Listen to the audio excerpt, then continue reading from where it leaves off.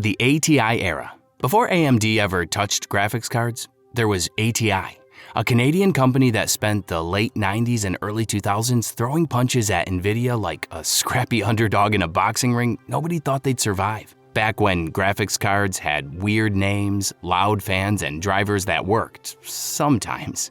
In 2006, AMD decided to go all in and bought ATI for $5.4 billion, their largest acquisition ever. Overnight, AMD went from CPU underdog to, okay, we're doing GPUs too now. On paper, it sounded brilliant. In reality, the first attempt was rough. The Radeon HD 2900 XT launched in 2007 and was supposed to take on NVIDIA's legendary GeForce 8800 GTX. Instead, it ran hot enough to warm a small room, drank power like it was training for a marathon, and still couldn't beat NVIDIA where it mattered. If you owned one, you probably remember your PC sounding like it was about to lift off. But AMD didn't give up, and thankfully, neither did ATI's engineers. In 2008, AMD dropped the Radeon HD 4870, and this time they absolutely nailed it. New Tera-scale architecture, 800 stream processors, and GDDR5 memory, which was brand new for gaming GPUs back then. The result? Performance close to NVIDIA's high-end cards, but at almost half the price. The HD 4870 became AMD's first real statement card. Proof that you didn't need to spend flagship money to get flagship adjacent performance. It's the card that made price-to-performance ratio a phrase gamers actually cared about. This was the moment gamers started paying attention. You didn't need the fastest card anymore. You needed the smartest buy, and the 4870 was exactly that. The HD 4890 followed in 2009, polishing things up with higher clocks and better stability. No fireworks, just solid refinement. And that was enough. First to DirectX 11, the HD 5000 series, 2009 to 2010. Back in September 2009, AMD pulled off a move that made NVIDIA spill their coffee. While NVIDIA was still months away from having anything ready, AMD launched the world's first DirectX 11 graphics card, and suddenly everyone wanted to be Team Red. The hero of the lineup was the Radeon HD 5870, with 1600 stream processors, proper DirectX 11 tessellation, and the magical iFinity feature. You could finally run 3 monitors from a single card without weird adapters or SLI shenanigans. Gamers of flight sims, racing games, and spreadsheet multitaskers alike felt like they'd stepped into the future. Remember stretching your desktop across 3 monitors and feeling like Tony Stark in his lab? Yeah, that started here. Then AMD went full overkill. Radeon HD 5970, 2 full GPUs on one card, 3200 stream processors, 294 watts of pure power-hungry chaos. It was loud, hot, and made your power supply nervous. But boy did it perform. If you had this card back then, you basically had a tiny rocket in your PC case. Being first to DirectX 11 gave AMD months of free press and bragging rights. Developers optimized for their hardware, gamers bought in early, and NVIDIA scrambled like someone forgot to pay the electric bill. The HD 5870 wasn't just fast, it was strategic. AMD proved that being first matters, sometimes more than being best. For a brief, glorious moment, AMD wasn't just in the race. They were leading it, while the rest of us were just trying to figure out how to plug in 3 monitors without starting a fire. GCN Arrives, the HD 7000 series, 2011 to 2013. December 2011 was the moment AMD stopped dipping their toes and jumped into the deep end with Graphics Core Next, a brand new GPU architecture that would power their cards for nearly a decade. Older GPUs suddenly looked like toys in comparison. The flagship HD 7970 launched in January 2012 as the world's first 28nm GPU. With 2048 stream processors, 3 GB of GDDR5 on a 384-bit bus, and PCI Express 3.0 support, it basically told older cards to go sit in the corner. AMD added PowerTune to manage power and iFinity 2.0, letting users run up to 6 monitors at once.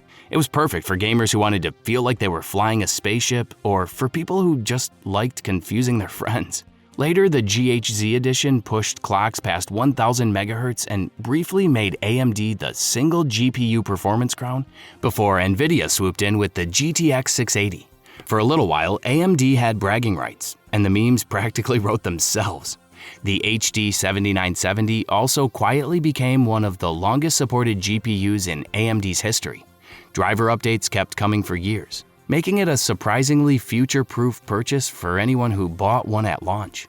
GCN wasn't just for gaming. It handled compute workloads too, which made these cards popular for cryptocurrency mining. Suddenly, gamers weren't the only ones shouting at their GPUs. Miners were sweating over them too. The HD 7000 series laid a foundation that would last for years, powering millions of gaming rigs. These cards demanded attention, not just for their performance, but for the fans spinning hard enough to let your neighbors know you were gaming. But gamers remember the era fondly for smooth 1080p gaming, multi-monitor setups that actually worked, and the sheer thrill of pushing clocks until something caught fire, or almost did.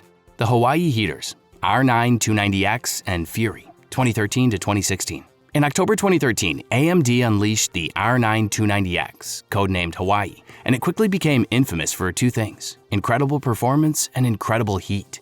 With 2,816 stream processors and 512-bit memory bus pushing 320 gigabytes of bandwidth, it went toe-to-toe with NVIDIA's GTX 780 Ti and often came out ahead. The catch? Reference coolers sounded like leaf blowers, temperatures flirted with thermal limits, and your PC case officially became a space heater. Not figuratively. People genuinely used these cards to warm their rooms in winter. The R9 290X didn't just run hot. It became a meme for running hot. Your electricity bill? Best not to look.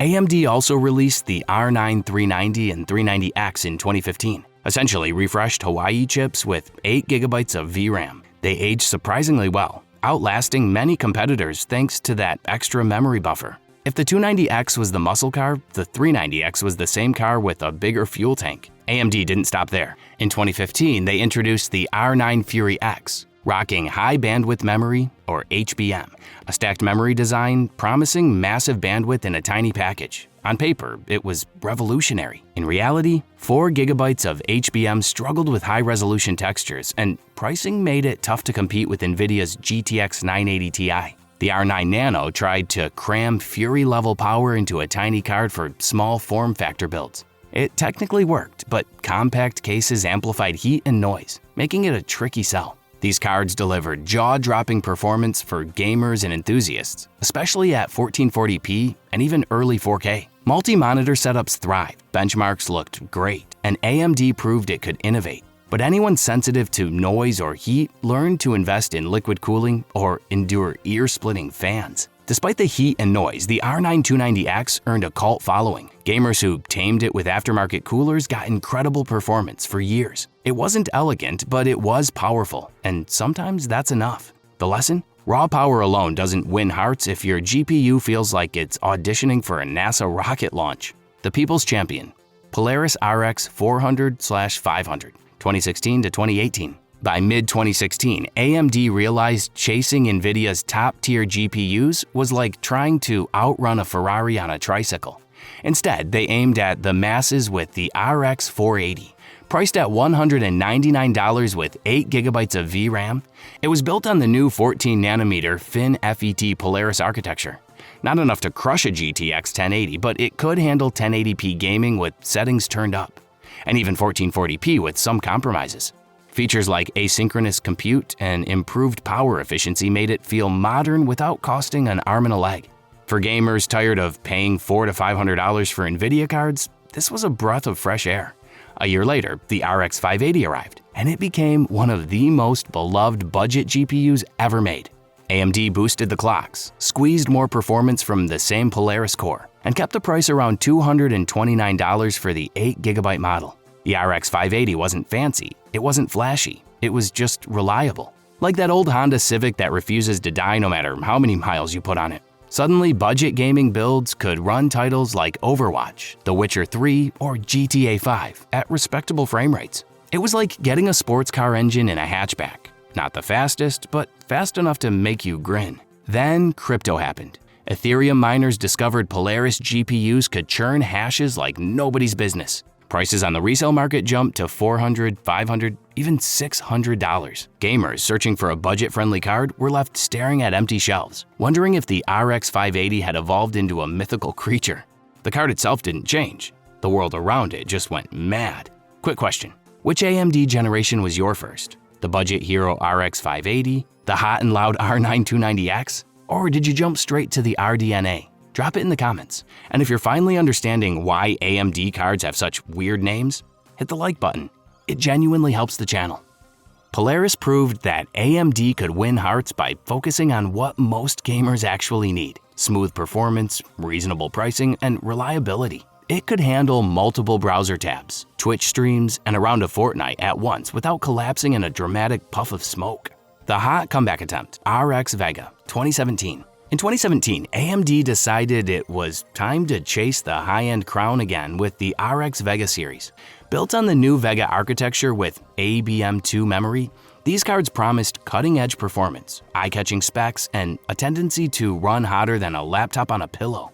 The RX Vega 56 launched around $399 and the Vega 64 at $499, aiming to compete with NVIDIA's GTX 1070 and 1080. The Vega cards brought advanced features like high-bandwidth cache controller, rapid packed math for compute-heavy tasks, and improved pixel engines. On paper, they were impressive. In reality, they were like a caffeinated sprinter, fast, powerful, but exhausting to keep up with. Gamers love the performance potential, but Vega quickly earned the reputation for heat and noise. Reference models hit noise levels that made conversations impossible, and power draw rivaled small kitchen appliances. Small form factor cases? Forget it. Vega needed airflow, and lots of it. Despite this, Vega wasn't a total failure. It shined in professional workloads and compute tasks. Video editing, rendering, and cryptocurrency mining made Vega cards a solid investment for certain users. Gamers, however, often found that price to performance wasn't quite there, especially with NVIDIA offering cooler, quieter, and sometimes faster options at similar prices. The RX Vega 64 ended up in a weird spot. Too hot for casual gamers, too power-hungry for efficiency fans, but genuinely capable for anyone willing to deal with its personality.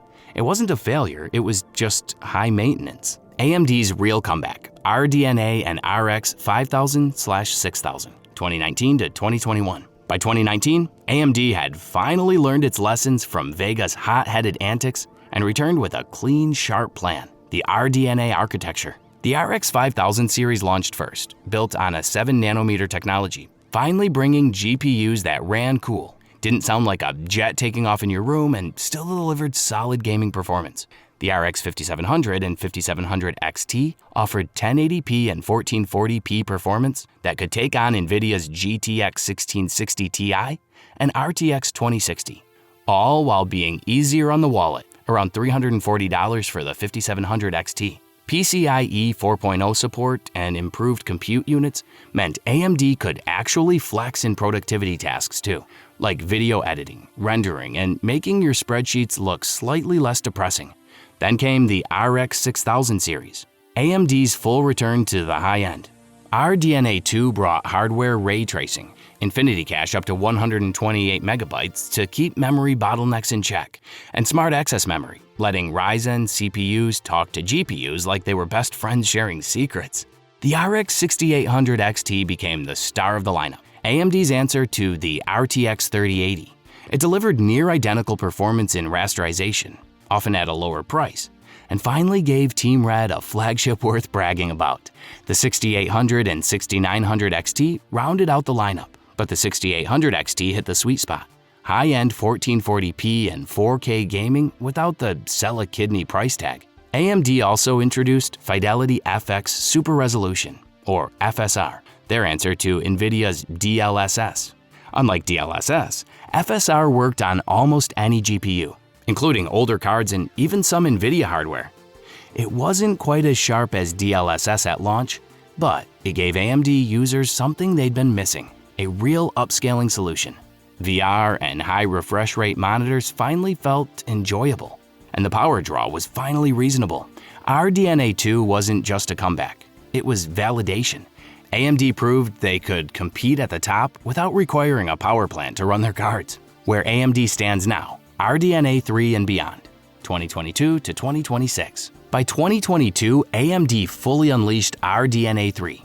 And honestly, it did feel like watching your kid finally grow up and pay their own bills. These GPUs came with up to 96 compute units, clock speeds over 2.5 GHz, and efficiency improvements around 50% compared to RDNA 2. The RX 7900 XT and 7900 XTX could hit 60 to 120 frames per second in most modern AAA tiles at 4K, all while staying cooler and quieter than your old R9 Hawaii cards that doubled as desk heaters. Infinity Cache jumped to 128 to 160 MB, giving faster frame delivery and smoother gameplay, while Smart Access Memory matured, letting Ryzen CPUs tap the GPU memory directly for a 5 to 15% boost. Basically, free FPS if you knew the trick. Ray tracing improved about 30% over RDNA 2, though NVIDIA still rules hardcore ray tracing like a strict teacher. FSR 3 arrived with RDNA 3, bringing frame generation to compete directly with NVIDIA's DLSS 3. For the first time, AMD users could generate extra frames on the fly, boosting perceived smoothness without tanking image quality. The gap between Team Red and Team Green finally started closing. Power efficiency also got a glow up. The 7900 XTX pulls around 355 watts under load, compared to 450 watts for similar older cards. You could finally game on ultra-wide 49-inch monitors, high refresh rate 1440p setups, or 4K without your PC fans screaming for mercy. AV1 encoding made streaming smoother, cutting file sizes by up to 30% compared to older codecs. Less stress on your internet and more time for memes.